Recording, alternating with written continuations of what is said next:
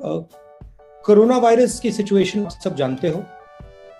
देश में जो हालत है वो आपके लिए आपके सामने है, बिल्कुल क्लियर है।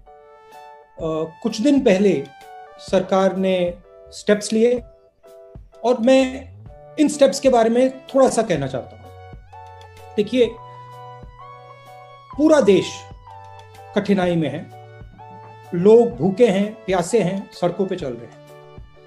जब बच्चों को चोट लगती है तो मां जो होती है वो बच्चे को कर्ज नहीं देती है। मां जो होती है बच्चे को एकदम मदद करती है।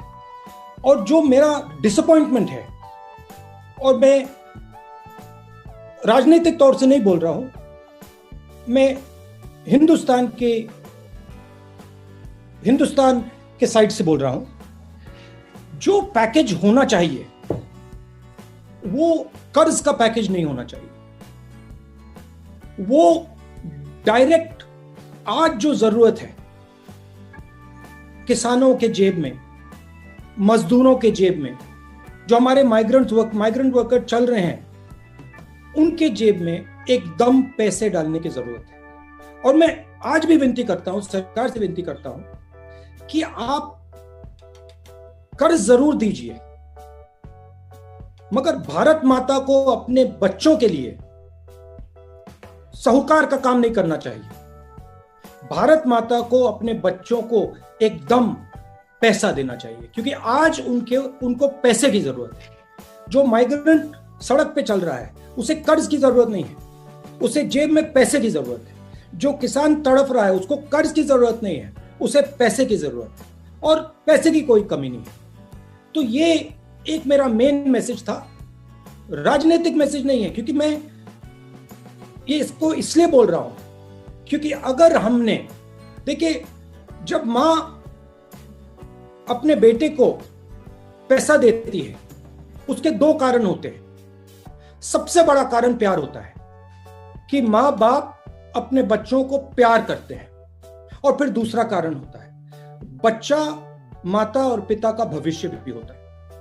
ये जो लोग आज तड़प रहे हैं, ये जो लोग आज सड़क पे भूखे प्यासे चल रहे हैं, ये हिंदुस्तान के भविष्य हैं।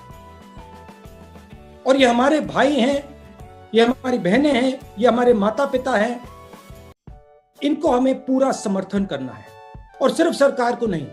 मैं आपको, रिपोर्टर्स को धन्यवाद करना चाहता हूं कि आप खड़े हुए और आपने जो हिंदुस्तान में हो रहा है, जो सड़कों पे हो रहा है, हाईवेज पे हो रहा है, वो आपने पूरे देश को दिखाया। तो आपने भी ये अच्छा काम किया। हमारी भी जिम्मेदारी बनती है, ऑपोजिशन की भी जिम्मेदारी बनती है, सरकार की भी जिम्मेदारी बनती है। हम सबको एक साथ काम करना है। मगर मैं विनती करता हूं कि आज जो हमारी जनता है, जो गरीब जनता है, उनको पैसे की जरूरत है। और नरेंद्र मोदी जी को मैं प्यार से बोल रहा हूं कि इस पैकेज को रिकंसिडर करना चाहिए, और इसमें डायरेक्ट ट्रांसफर की जो हमने बात की थी, सीधा का सीधा बैंक अकाउंट में पैसा डालने की जो बात की थी, 200 दिन की नरेगा की जो बात की थी, किसानों को डायरेक्ट पैसा देने की जो बात की थी, उसके बारे में नरेंद्र मोदी जी सोचें। क्योंकि ये जो लोग हैं ये हमारा भविष्य है।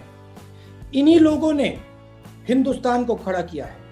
और मैंने सुना है कि पैसे ना देने का कारण रेटिंग्स की बात है। कहा जा रहा है कि अगर हमने आज थोड़ा डेफिसिट बढ़ा दिया तो जो बाहर की एजेंसीज हैं वो हिंदुस्तान की रेटिंग डाउन कर देंगे और हमारा नुकसान होगा। और मैं प्रधानमंत्री जी से प्यार से कहना चाहता हूं कि हमारी जो रेटिंग है वो हिंदुस्तान बनाती है। हमारी जो रेटिंग है उसको हमारे किसान बनाते हैं, मजदूर बनाते हैं, छोटे बिजनेस वाले बनाते हैं, बिग बिजनेस वाले बनाते हैं। आज उनको हमारी जरूरत है, उनको पैसे की जरूरत है। रेटिंग के बारे में आज मत सोचिए, विदेश के बारे में आज मत सोचिए, आज हिंदुस्तान के बारे में सोचिए। और इनको एकदम आप पैसा दीजिए, और फिर देखिए जैसे ही ये लोग काम करना शुरू करेंगे, रेटिंग बिल्कुल सही हो जाएगी, कोई प्रॉब्लम नहीं आएगी रेटिंग। हमें हिंदुस्तान के दिल को देखकर डिसीजन लेना है, विदेश को देखकर डिसीजन नहीं लेना है। तो ये मेरा मेन शुरुआत का मैसेज था। अब आप सवाल पूछिए। हाँ, मिल गए। हाँ, थैंक यू। राहुल जी नमस्कार। सबसे पहले तो कैसे हैं आप? ठीक है। जो बात आपने कही, सबसे पहले सवाल वही है कि जिस तरीके से जब अर्थव्यवस्था गोता लगाने लगी तब केंद्र सरकार ने 20 लाख करोड़ के पैकेज का ऐलान किया। 3 फेजेस में ये पैकेज जो है वो दिए भी जा चुके हैं, लेकिन तमाम सारे जो इंडस्ट्रियलिस्ट हैं उनको समझ में नहीं आ रहा है। उनका ये कहना है कि अगर ये लोन देने की बजाय जो पिछला लोन था उसको माफ करते तो ये शायद ज्यादा बेहतर होता, क्योंकि लोन दे रहे इंडस्ट्री चलेगी, जब डिमांड नहीं होगी तो सप्लाई कहाँ करेंगे। एक सबसे बड़ी वजह वो है, और आपने वो बात कही भी। दूसरा, क्या आपको लगता है कि ये ज्यादा बेहतर होता कि 20 लाख करोड़ को राज्यों को दे देते और वो अपनी सुविधा के अनुसार से जिसको जितनी जरूरत होती उतना पैसा वो देते खुद? देखिए, आपने जो डिमांड की बात बोली वो बिल्कुल सही बात है। ये जो कोरोना का प्रॉब्लम है ये अजीब सा प्रॉब्लम है, क्योंकि इसमें दोनों साइड पे प्रॉब्लम आ रही है। नॉर्मली इकोनॉमिक्स में डिमांड का प्रॉब्लम होता है या सप्लाई का प्रॉब्लम होता है, इसमें डिमांड और सप्लाई दोनों बंद पड़े हैं। तो इसमें आपको सरकार को दोनों डिमांड और सप्लाई को एक साथ स्टार्ट करना है। इस पैकेज में कर्ज की बात की है, मगर इस कर्ज से जो आपने बात बोली, डिमांड शुरू नहीं होने वाला है, क्योंकि जब तक लोगों के जेब में पैसा नहीं होगा वो चीजें नहीं खरीद सकते हैं। तो मैंने शुरुआत में बोला कि इस पैकेज को रिकंसिडर करना चाहिए नरेंद्र मोदी जी को, और उसमें एक डिमांड फायर करने का एक सेक्शन डालना चाहिए। उसमें न्याय जैसी योजना हो, आप उसको दूसरा नाम दे दीजिए, मगर डिमांड को स्टार्ट करने के लिए, डिमांड को फायर करने के लिए उसमें पैसा देने की जरूरत है। और अगर हमने पैसा नहीं दिया और डिमांड नहीं चालू हुआ तो बहुत बड़ा आर्थिक नुकसान होगा, बहुत बड़ा नुकसान देश को होने जा रहा है। राज्यों को मैंने कहा कि कोरोना से ज्यादा नुकसान जो आर्थिक नुकसान होगा वो होगा। नहीं, राज्यों को अगर पैसा देते तो ज्यादा बेहतर नहीं होता? नहीं, देखिए, नहीं, डिलीवरी आप कैसे भी करिए, पैसा जनता के जेब में आना चाहिए, क्योंकि जब जनता के जेब में जाएगा तो ही डिमांड क्रिएट होगा। वो मोदी जी के ऊपर है, मोदी जी के ऊपर है कैसे पहुंचाना है। अगर वो स्टेट गवर्नमेंट्स को यूज करना चाहते हैं वो भी कर सकते हैं, अगर वो नेशनल गवर्नमेंट डायरेक्ट करना चाहते हैं वो भी कर सकते हैं, मगर मेरा कहना है कि बहुत जरूरी है कि गरीब लोगों के जेब में डायरेक्ट पैसा जाए। धन्यवाद राहुल जी, धन्यवाद। Thank you.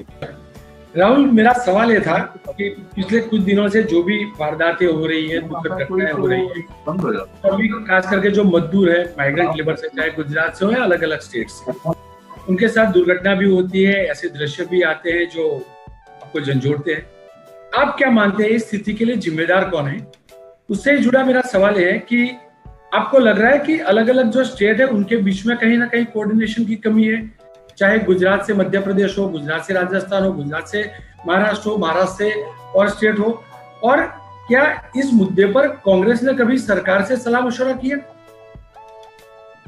देखिए, ये गलती देने का टाइम नहीं है, ये फिंगर पॉइंटिंग का टाइम नहीं है।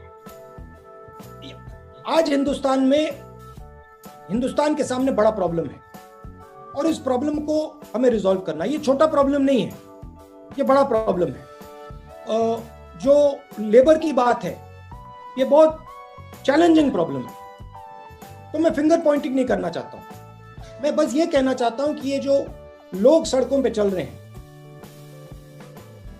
इनकी मदद हम सबको करनी है। सिचुएशन ये है कि बीजेपी सरकार में है और उनके हाथ में सबसे बड़े औजार हैं, तो उनको उनकी ज्यादा जिम्मेदारी बनती है। हम ऑपोजिशन में, हमारा भी काम है, हमारा संगठन है, हमारा भी काम है, और जॉइंटली एक काम सबको करना पड़ेगा। स्टेट्स की कोऑर्डिनेशन में कोई कमी रह सकती है, मगर उसको रिजॉल्व करना है। हम ये नहीं कह सकते कि हाँ भैया मध्य प्रदेश और इसके बीच में कोऑर्डिनेशन की कमी है। वो बात छोड़िए, रेजोल्यूशन की बात करते हैं, आगे बढ़ते हैं। और जो आंधी आने वाली है, क्योंकि आने वाली है, वो जो चैलेंज है उसको हम एक साथ मिलकर कन्फ्रंट करें। राहुल जी, सबसे जरूरी सवाल, आपने 12 फरवरी को ट्वीट किया था और 12 फरवरी को आपने ट्वीट कर केंद्र की सरकार को आगाह कर दिया था, इस भयानक आपदा को लेकर ट्वीट कर दिया था, बता दिया था और ये बता दिया था कि ये संकट हर राज्य में फैलेगा। क्या मानते हैं आप बड़ी चूक हुई? और उसके बाद आज जब पूरा देश में हजारों लाखों प्रवासी किसी न किसी राज्य में पैदल चल रहे हैं, किसी न किसी राज्य में पैदल चलते हुए इनकी मौत भी हो रही है, बच्चे, बूढ़े, छोटे बच्चे, और ऐसी भयावह हालात पैदा हुए, तो क्या लगता है केंद्र और राज्य दोनों सरकारें वो अपना विश्वास उन्होंने प्रवासियों के मन में खो दिया? और ये तमाम जो हालात है उसको लेकर क्या कांग्रेस पार्टी का कोई एक्शन प्लान है आपकी नजर में? आपने किराए को लेकर जरूर पहल की सोनिया जी ने, लेकिन क्या किराया काफी होगा, क्योंकि लोग तो पैदल चल रहे हैं? ठीक नहीं, हमारे स्टेट्स में हम पूरी तरह सपोर्ट देने की कोशिश कर रहे हैं। हमारे स्टेट्स में हम डायरेक्टली पैसा दे रहे हैं, छत्तीसगढ़ सरकार डायरेक्टली पैसा दे रही है। हम मनरेगा पे फोकस कर रहे हैं, मनरेगा को हम डबल करने की कोशिश कर रहे हैं। तो हमारी स्ट्रेटेजी है। जहां तक अर्ली वार्निंग की बात है, सच है कि मैंने ये बात फरवरी में उठाई, मगर देखिए अब ये कहना उसका कोई मतलब नहीं है। अब किसने उठाई, कब उठाई, क्यों उठाई, वो अलग बात है, हो गया वो। ये जो तूफान है ये अभी आया नहीं है। ये आप मत सोचिए कि तूफान आ गया है, तूफान अभी सामने आ रहा है, और वो तूफान आर्थिक तूफान है और उससे बहुत सारे लोगों को चोट लगने वाली है। तो फिंगर पॉइंटिंग नहीं करनी, मगर जो ऑपोजिशन का काम है, मैं आपसे क्यों बात कर रहा हूं? क्योंकि मैं सरकार पे दबाव डालना चाहता हूं।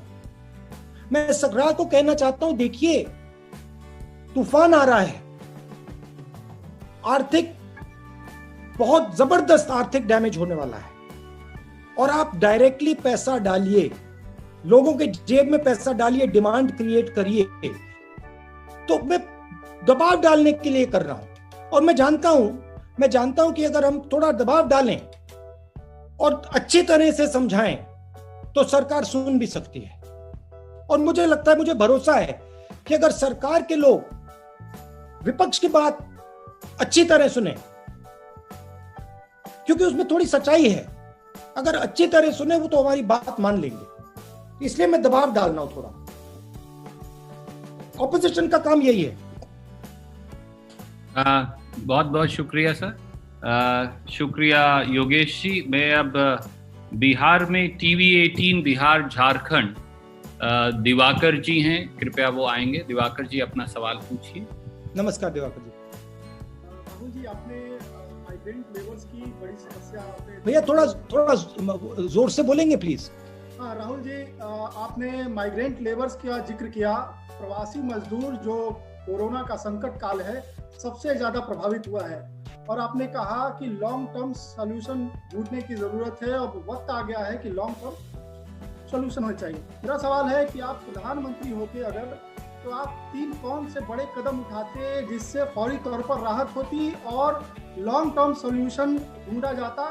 क्या उदारीकरण की वो व्यवस्था जिम्मेदार नहीं है जो गांव, खेतों और हमारे घर की दहलीजों से रोजगार खत्म कर दिए, मौके खत्म कर दिए, और गिनती के कुछ शहर खड़े किए, आइलैंड खड़े किए, जहां रोजगार को लेकर हम भटकते हैं और पलायन को मजबूर होते हैं। और देश का पूर्वी हिस्सा खासतौर पर बड़ी तादाद में प्रवासी मजदूर आते हैं, चाहे बिहार हो, यूपी हो, झारखंड हो, पश्चिम बंगाल हो, उड़ीसा हो, यहाँ रोजगार क्रिएट होते। तो क्या उदारीकरण की वो व्यवस्था जिम्मेदार नहीं है, और वो सरकारें जो आगे ले जा रही थी वो व्यवस्था, उस व्यवस्था को वो जिम्मेदार नहीं है? आप विवाद तरीके से अपनी बात रखते रहे। मैं प्रधानमंत्री नहीं हूं तो ये आपका हाइपोथेटिकल क्वेश्चन है, तो मैं आपका हाइपोथेटिकल क्वेश्चन तो जवाब नहीं दूंगा। मगर मैं ऑपोजिशन लीडर हूं तो मैं आपको बता सकता हूं कि मुझे शॉर्ट टर्म में, मीडियम टर्म में, लॉन्ग टर्म में मेरी क्या सोच है। शॉर्ट टर्म में डिमांड को आप फायर कीजिए। शॉर्ट टर्म में आप जो छोटे और मीडियम बिजनेस वाले हैं जो हिंदुस्तान को रोजगार देते हैं उनकी आप रक्षा कीजिए, और जो आर्थिक तूफान आने वाला है उसके लिए आप प्रिपरेशन शुरू कर दीजिए। मेडिकल साइड से जो हमारे बुजुर्ग लोग हैं, जो हाई रिस्क लोग हैं, उनको आप प्रोटेक्ट कीजिए। ये हुई बात शॉर्ट टर्म की। मीडियम टर्म की बात जो है, ये जो स्मॉल एंड मीडियम बिजनेसेस हैं इनको आप सपोर्ट कीजिए, पूरे देश में सपोर्ट कीजिए। और in small and medium businesses जो 40% रोजगार हिंदुस्तान को दिलवाते हैं, इनको आप फाइनेंशियल सपोर्ट दे के इनको आप बड़ा कीजिए, और बिहार जैसे प्रदेशों में ही रोजगार तैयार कीजिए। तो ये ब्रॉडली मैंने आपको बताया। कभी आप मुझसे गहराई में बात करना चाहते हैं तो मैं आपसे गहराई में बात कर सकता हूं इनके बारे में, बट ब्रॉडली जब कोई घर छोड़ के जाता है तो रोजगार के लिए जाता है, भविष्य के लिए जाता है, अपना भविष्य बनाने के लिए जाता है। तो रोजगार की हमारी एक क्लियर कट नेशनल स्ट्रेटेजी होनी चाहिए। शुक्रिया सुरजेवाला जी। राहुल जी नमस्कार। मैं आपको याद दिलवाना चाहूंगा, आप ही के पिताजी कहा करते थे कि सरकार जो पैसा देती है, 1 रुपया देती है तो 15 पैसे आम आदमी तक पहुंचते हैं। और आज की तारीख में ये जो परसेंटेज बढ़ा है, घटा है, क्योंकि सरकार हमेशा ही सहायता करना चाहती है, लेकिन जिस तक वो सहायता पहुंचनी चाहिए वो सहायता पहुंचती 15% थी जब कांग्रेस का शासन था। आज कितना पहुंचती है, एक तो मैं ये जानना चाहूंगा। और जिस तरीके से ये जो कोरोना वायरस की महामारी पूरी दुनिया में फैली है, तो उस वक्त जब लॉकडाउन का फैसला लिया गया, क्या वो सही फैसला था, या फिर आज जिस तरीके से जो चौथा चरण इसका आने वाला है और उसमें तमाम जो चीजें हैं उनको खोलने के प्रयास किए जा रहे हैं क्योंकि अर्थव्यवस्था के लिए जरूरी है। तो आपकी दृष्टि में अर्थव्यवस्था जरूरी है, लोगों का सही सलामत रहना जरूरी है, किस तरीके से आप इन सब चीजों को देखते हैं? ये जो आप एक चॉइस दिखा रहे हैं जी, कह रहे हैं कि या अर्थव्यवस्था को प्रोटेक्ट किया जाए या हेल्थ को देखा जाए, ये एक फॉल्स चॉइस है। ऐसी कोई चॉइस नहीं है। हिंदुस्तान काफी इंटेलिजेंट देश है। हम अगर ठीक से प्लानिंग करेंगे तो हम दोनों चीजों को बैलेंस करके निकाल सकते हैं। मैं यहां ये नहीं कहना चाहता हूं कि लॉकडाउन ठीक था, लॉकडाउन गलत था। मुझे ये दिख रहा है कि लॉकडाउन हुआ और अब हमें लॉकडाउन से होशियारी से, इंटेलिजेंस से, समझदारी से निकलना है। किस प्रकार निकलना है? ना हमें इकोनॉमी को सैक्रिफाइस करना है, ना हमें अपने बुजुर्ग लोगों को सैक्रिफाइस करना है। यही तो प्लानिंग होती है। इसीलिए तो प्लानिंग की जाती है कि ये जो कॉम्प्रोमाइजेस होती हैं, ये सही कॉम्प्रोमाइज हम निकाल पाए। तो आइडिया होना चाहिए कि जो हमारे रिस्की लोग हैं, कमजोर लोग हैं, उनको पूरा प्रोटेक्ट करें और अर्थव्यवस्था को जल्दी से जल्दी शुरू करें। ये एक चॉइस नहीं है, ये एक फॉल्स चॉइस है कि एक ही करा जा सकता है, दोनों करे जा सकते हैं। Thank you sir. May I now request Asif Iqbal ji from जी सलाम। Rangana ji, I am coming to you also. Asif Iqbal ji from जी सलाम। राहुल जी आदाब। मैं ब्लू शर्ट में हूं और मुझे उम्मीद है जी सर, सबसे पहले तो बहुत मुबारकबाद कि आप लोगों ने इतनी बड़ी पहल की। आपकी मीडिया टीम भी बधाई की पात्र है कि इस तरह की इनोवेशन हुई।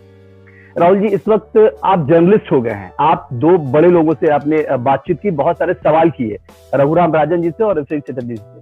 तो उन दोनों लोगों से आपको क्या पॉइंटर मिला?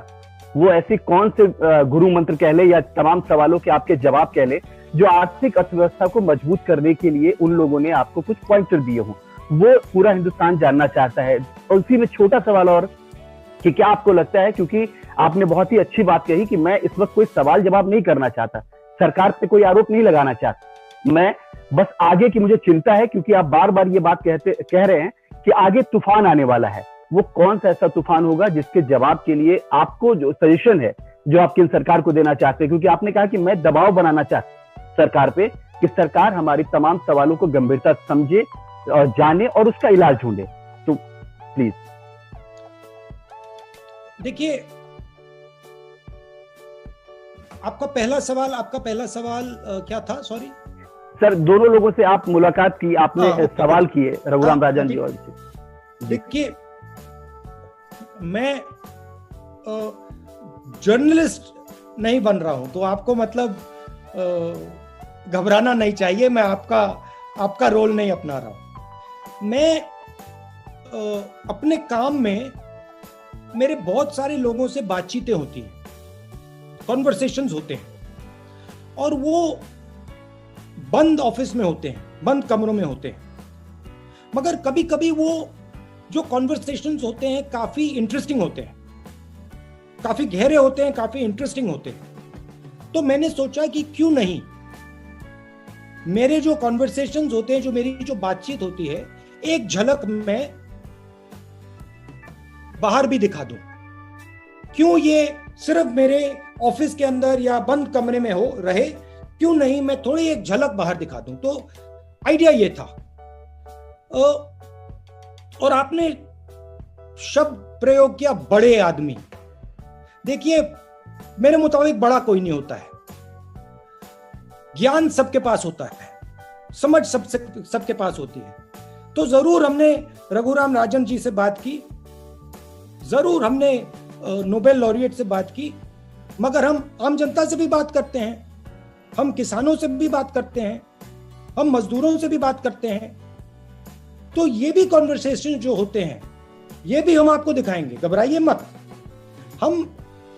मैं सिर्फ जो बंद कमरे में मुझे सुनाई दे रहा है, मैं बाहर जनता को एक झलक दिखाना चाहता हूं। तो ये रही पहला सवाल। दूसरा सवाल क्या था? आप म्यूट हो गए हैं सर। ये कि आपने कहा कि मैं सरकार पे दबाव डालना चाहता हूं, मैं बताना चाहता हूं कि सरकार हमारे तमाम सवालों के जवाब दे। तो वो ऐसे कौन से बड़े सवाल हैं या सजेशन हैं जो आपको लगता है केंद्र सरकार को इस वक्त देना बेहद जरूरी है? वो मैंने 2-3 बार बोला, और मैं प्यार से दबाव डालना चाहता हूं। मैं सजेशन दे रहा हूं, मुझे भरोसा है कि सरकार इनको कंसिडर करेगी, क्योंकि जो मैं बोल रहा हूं वो सिर्फ एक व्यक्ति नहीं बोल रहा है। बहुत सारे लोगों से मैंने बात की है, मजदूरों से मैंने बात की है, इकोनॉमिस्ट से मैंने बात की है, कैप्टन्स ऑफ इंडस्ट्री से बात की है, छोटे बिजनेस वालों से बात की है। और जो मैं कह रहा हूं, डिमांड क्रिएशन की जो बात की, सीधा पैसा डालने, बैंक अकाउंट में पैसा डालने की बात की, ये सिर्फ मेरी सोच नहीं है, ये बहुत सारे लोगों की सोच है, और मैं उस सोच को आगे रख रहा हूं। और मुझे पूरा भरोसा है कि इस बात को नरेंद्र मोदी जी गंभीरता से लेंगे, इसको नरेंद्र मोदी जी करने की कोशिश करेंगे। Thank you sir. मेन बात है कि जो इकोनॉमी है, उस इंजन को, जैसे इंजन को प्राइम किया जाता है, कार्बोरेटर में फ्यूल डाला जाता है, उस इंजन को एकदम प्राइम करने की जरूरत है, एकदम इंजन में फ्यूल डालने की जरूरत है, और आज करने की जरूरत है।